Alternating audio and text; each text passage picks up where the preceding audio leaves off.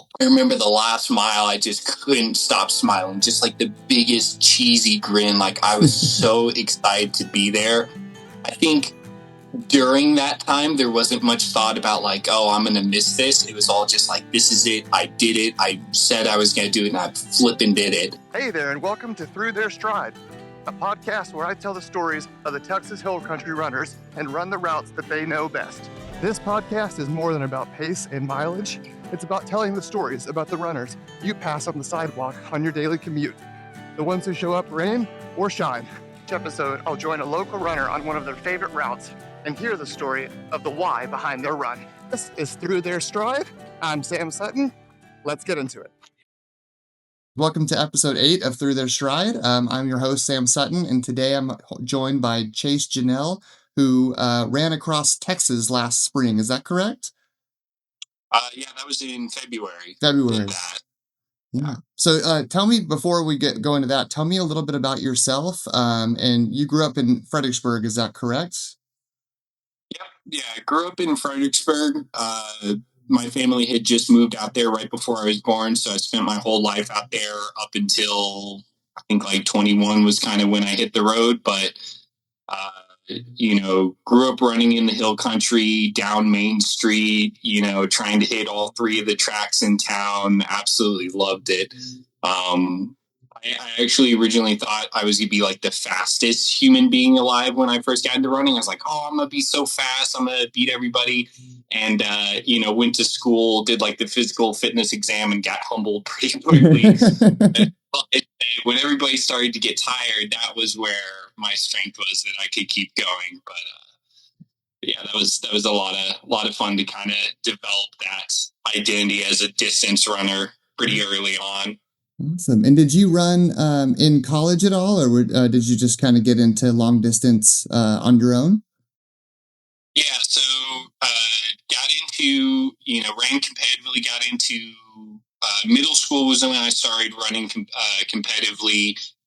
Ran in high school, ran in college at Angelo State University. I did the 5K and 10K out there. So yeah, pretty much ran as long as they would let me. But it wasn't until post collegiate where I got like really serious about it. I'm ADD, I'm ADHD, I get distracted super easily, which I kick myself now because I had all those resources like, physical trainer and a facility and a professional grade track. And I was distracted, never used it. So it wasn't until I was on my own time that I like really started dedicating myself to it and really started getting good. So post collegiate, I started to get really fast, started to go really long, and started to do some pretty big races. Okay, cool. Which races have you done? And when you say fast, are we talking sub 3 hours for marathons or what? Oh yeah. So for a long time, sub 15 for the 5K was like my big goal that I was trying to do.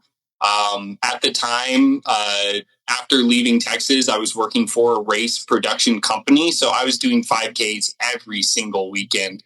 Awesome. But I was able to reach that milestone, so I was running like high 14s for the 5K. I think my first marathon was like a 2:46. And so I was just racing all over the place. It was a lot of fun having access to races like that. That was like one part of my life to where like my motivation and like my access to racing and running like really lined up. And so, like I said, all over, I was in New York at that time. So after college, kind of hit the road, wound up in New York. And that's where I was working for that company, just running, racing, and working. Dude, that's awesome. That's kind of like a blessing to be able to do that and like basically run for a living. Oh yeah, it was so nice. And then like every Saturday and Sunday, I was at some park or, some high school, like setting up for an event. And, I'm sure you, along with everybody listening to this, has spent a Saturday morning at an event. And it's just, the environment is so amazing. Like everybody's in a good mood. People are excited to get out and run. You have a sunrise that you get to share with everybody. So there's no place I'd rather be on a Saturday or Sunday morning than at some sort of running event. And I was getting paid to do that. So it really was the dream at the time. Yeah. That's awesome. And then you're also, it seems like quite the adventurist. I mean, you live out in Colorado, you get to do a lot of big hikes and big mountain trail runs and a lot of like cycling stuff. So, where does that come from in you? And how did you become such an adventure type person? Yeah. I mean, I think a lot of this came out of like COVID for, sorry, I got people doing yard work. I don't know if that's coming through, but Yes. I have the same thing. There's people cutting the grass all around me. So, gotcha. So it kind of came out of COVID. That was unfortunately the end to that dream job because, events were kind of shut down. And so I think a lot of people who were super passionate about running or just these sort of like adventures had to create their own. And that was when I started planning the logistics for my first like solo project, which was an FKT across Long Island in New York. It's called the Long Island Greenbelt Trail. It's a 31-mile trail from the north side of Long Island to the south side of Long Island, and it connects all these different trails and parks. And so that was my first like self-developed project, and I think I ended up getting the FKT for that in like 2021, and immediately fell in love with it. Fell in love with the idea of like creating your own project. Fell in love with trails. And then from there, just looking for like what is the ultimate playground for this kind of like running and this kind of adventuring. And my sister had gone to school out in Colorado. I knew how incredible it could be out there. And that was kind of when I set my mind on trying to make it out to Colorado. It ended up taking me about 3 years before I was able to get a position through work to get moved out here. And haven't looked back. Absolutely love every single day. I can look out the window. I've got a mountain right there. I've got trails all over the place, and it is a new absolute dream to be living. Yeah. I not too many people get to say that they've lived multiple dreams in a single lifetime, but I feel like I'm doing it. That's amazing. My uh my wife's brother lives in Colorado. He lives in Westcliff. I'm not sure if you've heard of it, but it's a small, like remote town. I forgot which mountain range she said it was in, but she just went there this last week to see him, and they're already getting like snow every week. It's like pretty incredible. And you like look out of his apartment and you just see the mountains and like the clouds on the mountains every day. And I'm like, God, that'd be a dream. You should come out. We could have done a run together. I know. It was the same time my whole stuff with my mom was happening, so I had to stay back. But yeah, I would definitely love to do that and get out to Colorado more and do some trail runs out there. Oh, absolutely. I mean, once you get over the elevation, like it's just so mind blowing. Just and like it's everywhere too. It's like you can pull off on the side of the road to like some like trailhead, and it's the most stunning views you've ever seen. It's pretty wild. That's cool. And then, so now I guess we'll talk a little bit about your run across Texas. So that's quite the feat. You did east to west, right? So that was El Paso to Galveston situation. Yes, west to east, El Paso to Galveston. Yes. Originally, I thought the logistics it was gonna be I knew it was gonna be around 840, maybe 850 miles. But yeah, I started planning that in, I think, February of 2023. Me and my sister, who I'm really close with, we're spending some time together and just kind of brainstorming, just something big to do. And she's always that voice in my head, that little angel on their shoulder that's like, do it, do it, do it. Yeah. And so we spent some time together, and she kind of talked me into finally committing to it and going for it. And it was really crazy from the beginning because I've done 100-mile race. I've done some like longer stuff, but never multi-day. And so I really didn't know where to start with the planning. So in my mind, my thought was like, I need, like, for me to do an endurance event, I have to commit to it. Once like I commit to it, there's nothing that's going to stand in my way. There's no way I'm going to stop it. There's no way I'm dropping out. And so for me to initially commit to doing something like this, I had to just think of like the lowest form of completing it. And by that, I mean, like, I was originally planning to just sleep on the side of the road, like just backpack with a tent and sleep on the side of the road. Yeah. And then knowing that I had enough time to build on that and to add in, like, okay, well, maybe I'll stay at hotels these nights, or, maybe my dad can come out this night. And it kept kind of snowballing from there. And eventually, my dad was able to commit to helping the entire time. My family has like a pull behind camper trailer, so we were able to utilize that.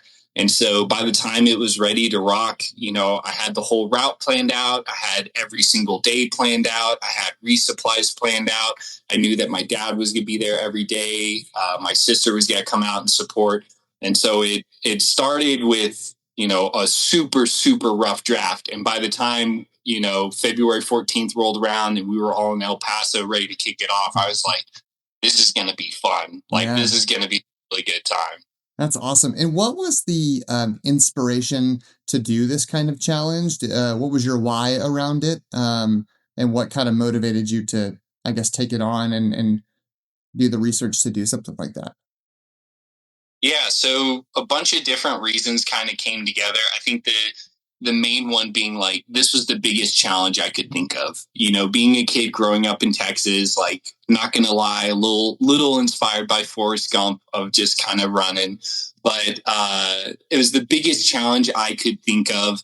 And I think that's why so many people are attracted to endurance running, is once you can overcome like a huge challenge or overcome a day to where you're just not having it, or overcoming like a low point, from there on out, not only in the rest of that race, but in the rest of your life, like, you can draw on that experience. You can reflect on being like, hey, mile 380 on the side of the road, I felt like absolute garbage, but like, I kept going, right? I can get over 400. I could do 400 miles when I'm not feeling good. I can wait at a light for an extra 2 minutes. Like, so that was like one of the big motivators, is trying to overcome the biggest thing I could think of.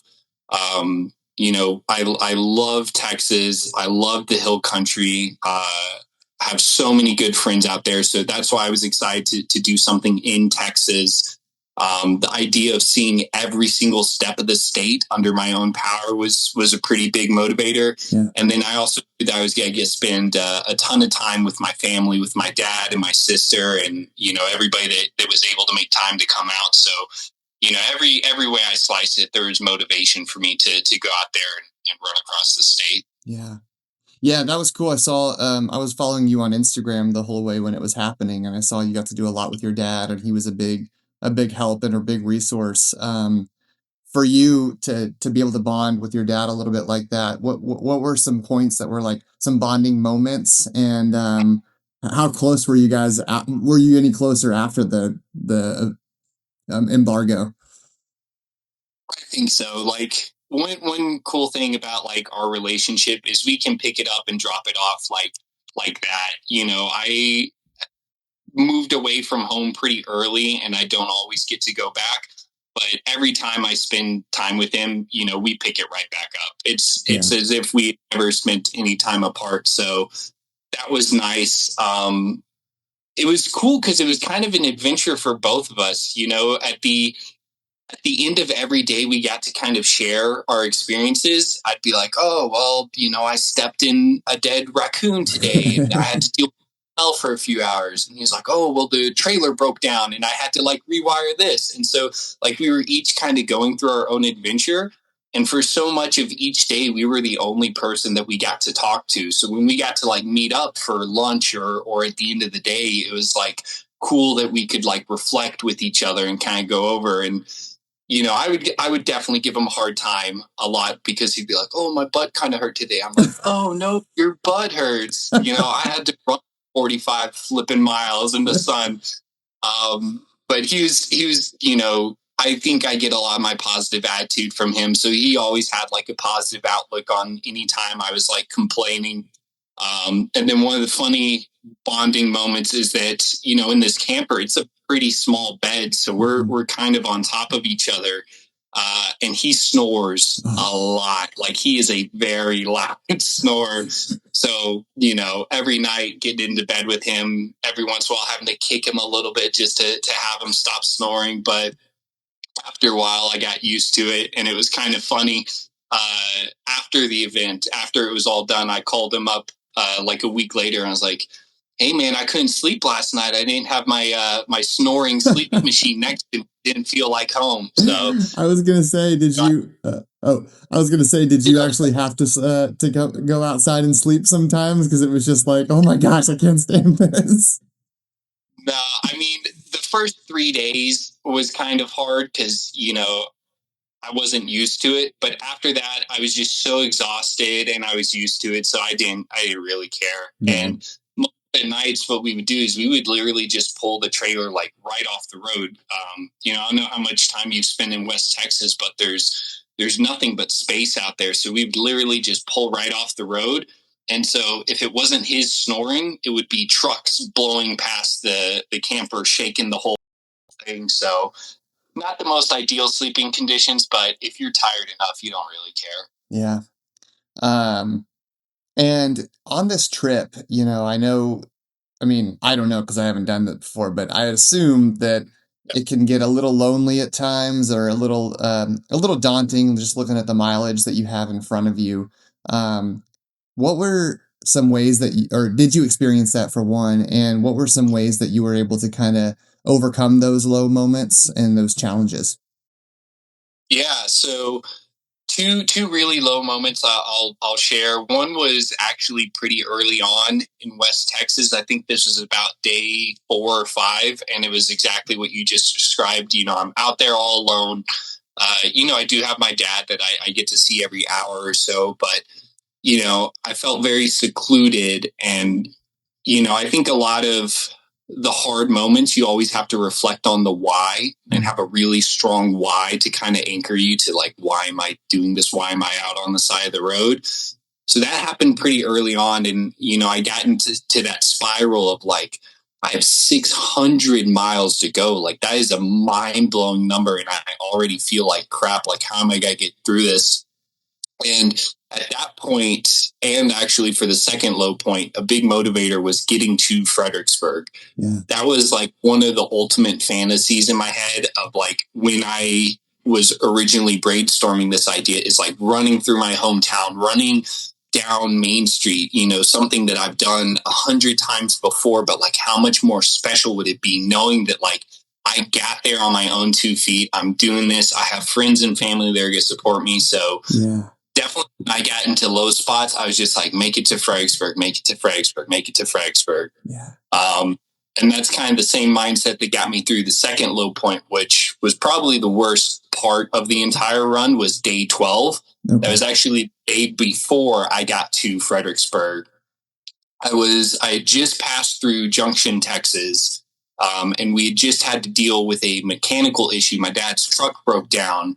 So he was kind of away from supporting me fixing the truck, which I'm so thankful that he, was able to take care of.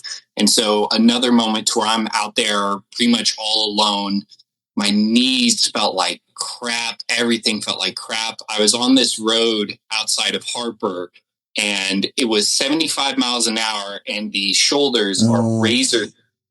And so, every time a car comes up, it comes whipping around the corner, and I'm just on edge the whole time about having to jump off. And everything was hurting so badly that I was moving at a snail's pace. So it was just all this like, frustration and anger and like pain. And I was like, this sucks. And another one of those, like, I have 300 miles to go, whatever it is. Like, I don't know how I'm going to get through today. And same kind of mindset of like, make it to Fredericksburg, make it to Fredericksburg, make it to Fredericksburg. And so that night was a big reset. I actually got to sleep in my bed at my parents' house just outside of Fredericksburg. Next day, made it into town, and I mean, it was all over from there. It was such a freaking good day. I had my grandparents out there. I had Caleb and them from the Fredericksburg Running Club came out and met me. Some people from the newspaper, like half of Walmart came out to check me out. Pretty cool. Like literally out at the street by the Walmart, there was probably about 30 employees. And I was like, this is crazy. Like, who's bringing anybody up right now? But the energy that day was just unbelievable. I get goosebumps still thinking about that. That was for sure will be like a best day of my life that I'll never forget is like making it to my hometown, running through it. Main Street was an absolute blur. I feel like, I was going like 10-minute pace, 10-minute miles, but it felt like I was just flying right through town. And then from there on out, like I knew I was going to do it. It was like running downhill from there. I was like, okay, like I have all these people that are in my corner. I have all these people cheering me on. Like I'm going to get my ass to Galveston. Yeah. It was all downhill, but then until you fell and then you saw me on the side of the road. Mostly down. I mean, there are still some hard points, but yeah, like I told you before we started recording, like pretty cool. Sam met me accidentally on the side of the road. I was just outside of town on my way to Johnson City. I tripped, hit my knee, was like cursing everything, get on the side of the road, and all of a sudden this car comes screeching off the side, and you roll down the window, you're like, dude, I've been following you. My name's Sam. Like, you're crushing it. Yeah, that was a pretty cool moment too. Yeah, I think I had started following you the day before, maybe 2 days before, and I had heard you were going to be in Fredericksburg. I think that was on Thursday, and you were going to be in on Wednesday. And I was like, oh, shoot, I'm just going to, or maybe you were going to be there Thursday and I was at work. And I was like, oh, I'm going to just miss him. Like, I'm not going to see him. And I work in Johnson City. And then I heard you were coming through Johnson City while I was heading home. And I was like, oh my gosh, I'm going to see him. I'm going to see him. And I think I saw a van, I think your dad's van, it said like running across Texas or something. And then I was like, oh, he's coming up. And I saw him and I was like, oh, I got to stop and say hi. So that was really cool to see you. That was nice. That was super helpful. That was at the end of the day. But like I said, I just tripped and I was so mad at myself for tripping. And then I saw you and I was like, oh, this is sick. Yeah. And from there, so for a long time, I think you had the record possibly in hand of like the fastest across Texas. Did you feel like that was gonna be realistic? Was that a goal for you, or talk to me a little bit about that? Yeah, absolutely. When I first brainstormed this, like I said, like I really committed to it in I think like February of 2023. Mm-hmm. And at that time, the record was like 19, just under 20 days. And I'm like, oh, that's like super doable. And so, I was starting to plan it. And then Matt Johnson announced that he was going to do it. And I was like, son of a gun. Yeah. Like that worked. Because he did it like a couple of months before you did, right? He did it in like October of 2024. And then you did it in February. So. Yeah. Right before me. I knew he was going to, have a great time. I know he's a great athlete. And so part of me was like kind of mad because I was like, well, that's going to make it harder for me. But then I also knew I was like, okay, well, I can learn from him. I could reach out to him. I can ask some questions. So me and him had like a short call. He, was willing to share any of his secrets. And his big tip was just eat donuts, just eat lots and lots of donuts. But yeah, when I first started, like I'm a very competitive person. And so that was certainly on my mind. It's like, I got to beat this guy. Like, he's not even from Texas. I got to beat him. But after that first low point, I had to switch my perspective. I had to like turn off the competitor in me and be like, hey, look, like, maybe I can come back. But like right now, if I don't focus on just taking care of myself and just like pacing myself, like I'm not going to finish. Mm-hmm. And regardless of how fast I go, if you don't finish, you're not going to, break a record. You're not going to get there. So I had to kind of turn that off pretty early, which was a little frustrating. It kind of like stuck in the back of my head. Yeah. But again, I think the big why for me was just getting it done. That was the main motivator. But yeah, always wanted to go for the record. Anything I do, I want to go for a record and try and do it as fast as I can. But I can say with full confidence that 19 days and 9 hours is as fast as I possibly go. There's not a minute I could have picked up anywhere. That was everything on the line. And, I can sleep well with no regrets that I did not hold back. Yeah, dude. I mean, like, in my opinion, I mean, I don't know. I mean, like, it sounds pretty daunting. Like, I don't even think I would make it in a month. So like 19 days is pretty, when I hear that, I'm like, gosh, that's pretty fast. So, that's awesome. But, I wanted to ask too, you mentioned Matt Johnson saying eat a lot of donuts, and he's actually doing it again and still eating a lot of donuts. So he's about to finish up his second trip. freaking crazy. But for you, what was the fueling like and the nutrition and staying staying ready every day and staying fueled? And did you ever hit the wall at all at any point during the run?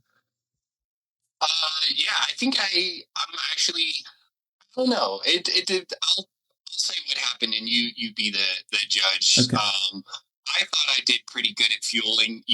Pretty much from the minute I woke up to the minute I went to sleep, I was eating just constantly. I think the longest I went without putting something in my mouth was 25 minutes. Okay.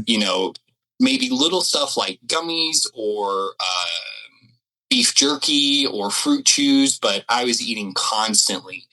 And the main source for my calories were like dehydrated meals. Oh, good. I work at REI, so I get a great discount there. So that was part of the reason is like, hey, like this is going to be like $1,000 worth of food. Like, what's the most calories per dollar I can do? And then also just thinking about the fact that like we're on the road and I have one support crew for most of it. It's just my dad. So like he can boil water. Like, that takes a lot of like the pots, the pans, the planning, the preparation out of it. So that was the reason I went with dehydrated meals. So I think I ended up having like 45 meals. Each one was about like 1,000 calories or something. So that's where I got most of it from. And then, like I said, in between everything else was just drinking Dr. Pepper, eating donuts, eating, just the most insane junk food you can possibly imagine. Quick every carbs. 20 minutes, Yeah. hours a day. Yeah. Yeah. The reason why I think it may have been a loss is like I never bonked. I never hit a wall. Like I was able to get through every single day, but I lost 18 pounds. So I was losing 1 pound a day. So, not the most sustainable. If I had kept going much longer than that, I think I would have probably had some issues, but yeah, lost 18 pounds, but never bonked. So win some, kind of lose some. Yeah. Yeah. Yeah. When I guess like after that, you have to eat a lot to start putting weight back on. What was the recovery like? That was so much fun. That was the part that I wasn't expecting to be as fun as it was. But I had some good friends who had like started a pool, and they're like, "Here's your celebration meal budget." And so I had a few friends like send me some Venmos, and they're like, "When you get to Galveston, go crazy." And so we went to gosh, I can't think of the name of the restaurant, but I had in my head, I was like, I want steak and lobster. Like, I want surf and turf, baby. Like, I want to go crazy. And so we went to this restaurant. I have pictures somewhere, but I had 2 steaks. I had 2 lobsters. I had fried okra. I had mashed potatoes. I had a Bloody Mary. I had so much food and it just gone. All of it gone. And for about a week after the run, I would eat 5 meals a day. You would doing nothing, like I was just laying in bed sleeping, but I would wake up for 5 meals a day for the week afterwards. Yeah. It was a lot of fluctuation because anticipating that beforehand, I put on 15 pounds. I lost 18 and then I gained another 10. So I was like all over the place with weight. Yeah. But yeah, eating and recovering afterwards was a lot of fun. Like just, the most justified lounging and laziness you can imagine paired with nonstop eating. That's amazing. And you're not going to gain like too much weight because your body just needs it. That's awesome. But and when you got to Galveston, what was that feeling like knowing that like it was over and like getting to the beach and that finally coming to an end? Was it, oh, thank goodness, or was it like I'm kind of sad it's over? Dude, you're good at this. You're hitting all the hard chords. It was a little bit of everything. I kind of walk through just that last day, like the last bit. So coming into Galveston, there's the causeway, which is you're technically not supposed to run on. So I was a little nervous about getting over that. But, I got to the top of it and I was so excited. I could see the water and I sprinted down, which was a terrible idea because I got to the bottom and everything hurt, and then I could barely walk. And so I had to hobble for a little bit, but I knew I was like, I'm within 5 miles of getting this thing done. My mom was there, my sister was there, my dad was there. I remember the last mile, I just couldn't stop smiling, just like the biggest cheesy grin. Like I was so excited to be there. I think during that time, there wasn't much thought about like, oh, I'm going to miss this. It was all just like, this is it. I did it. I said I was going to do it, and I flipping did it. Yeah. But you're right. After, I mean, jumping into the water was also just another highlight. Like I got to the beach, I got into the water, I could feel the waves rushing over me, and like it literally just felt like a shower, just a full release. Everything was gone. Every splinter that I stepped on was out of my foot. Every pain in my knee was gone. Every little bit of sunburn I couldn't feel. Yeah. Like everything just washed away in that moment. And it was all just euphoric and pleasure and excitement. But you're right. You know, maybe like as soon as the next day, I was like, you know what, like, kind of miss that, you know, when everything, like, that was one of the big motivators for this project, as well as just being able to create a space to where all I have to worry about in life is forward movement. For sure. I don't have to worry about job. I don't have to worry about, you know, red lights. I don't have to worry about whether or not my car has gas in it. Like literally all I have to worry about is one step in front of another for 10 hours a day. Like that's every decision I make is, will this get me forward? Yeah. And so when you're in that, like, life is so simple, everything makes sense. It feels so easy, even though it is, you know, you're running 800 miles. Like it's hard, but it's easy on the mind. And so as soon as the next day after I finished, I did kind of miss that lifestyle of not having to worry about everything and just running. So I do miss it. And I have started planning some other things, hopefully to get me back to that space to where all I have to worry about is running. Yeah, I was going to ask I just got a notification on Zoom that says I only have 10 minutes left. So, but I was going to ask two more questions. One, sure. What is your next goal and what is your next big adventure? Yeah, so not quite that big, not quite 836 miles, but a next one that kind of combines where I'm at that I'm super excited about is I live in Golden, Colorado. Oh, yeah. And so Mount Blue Sky is the nearest 14er to my door. And I want to run from my back door to the top of Mount Blue Sky. There actually happens to be an FKT route for it too. So I want to try to go for the record. But it is 42 miles, 12,000 feet of elevation gain from my back door to the top of Blue Sky. So that's the next one on my mind that I want to go for.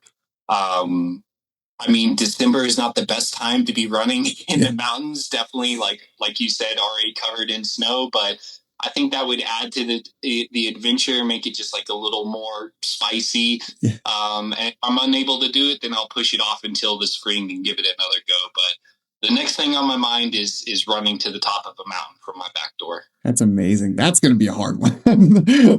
I've only ever hiked a 14er, and it was like the 9 miles that from the bottom of where it starts to the end, you know, to the top and back. But yeah. And that was hard. So 42-mile running it, I can imagine. Yeah. And then my last question is, what to those who are thinking about taking on a crazy challenge, but are maybe a little bit scared or hesitant, you know, like you said about what am I going to do about my job? What am I going to do about fueling? How am I going to prepare for this? What would your advice be to them? Oh, yeah. So, like I said, planning this for me, like I had never done anything to this level. And so my unlock was start with a rough draft. What is the minimum that it would take for you to be able to do whatever you're setting out to do? If that's a marathon, like how do you get the day off, the day of, and the day after off? Like how do you set yourself up for success? If it's something multi-day, like what is the minimum it will take for you to accomplish that? And then as it gets closer, add to it, make it better, refine it, come up with a better route. So don't be afraid to start with a rough draft and just be willing to commit to that. Yeah. In terms of taking on stuff like this too, like fueling. I think, not only from my findings, but I think that's like a big direction in the sport of endurance running. Like fueling is becoming more and more important. Like eat and drink more than you think you'll need. Like you can always stop and go to the bathroom. Once you hit a wall, though, you hit a wall. And then in a similar vein, like just take the time to plan. Like I think if you put the investment beforehand in terms of planning, like, hey, what foods work for me, what time of year will be the best for me to do this when I can take the time off, what gear am I going to be most comfortable in, what gear is going to work best for me. If you front load your effort into planning, once you get to the event, like that's the celebration. Yeah. Do all the hard work beforehand and then just have a good time whenever the event comes up. Yeah, for sure. And just, yeah, plan as much as you can so that when you've controlled all the controllables and you can just step onto the course and do what you came to do.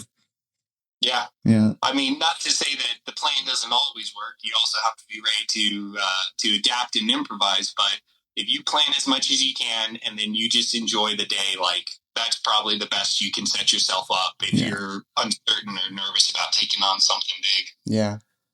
Awesome. Well, Chase, thank you so much for talking with me today. I'm sorry we can't go further, but it says like 3 minutes left, so I gotta wrap it up. But I do appreciate you coming on and talking and sharing this story with me and my listeners. I've been wanting to get you on since Caleb had brought it up. I was like, oh, that's such a good idea. So thank you so much for coming on. Yeah, man. Thanks for having me. It was a good time. Yeah. And like I said, seriously, next time you're out in Colorado, let me know. Yes. I'll find a good route for us to do. Yeah, I'll message you as soon as I get there. Sweet. Awesome. Thanks for joining me on this run to the Texas Hill Country.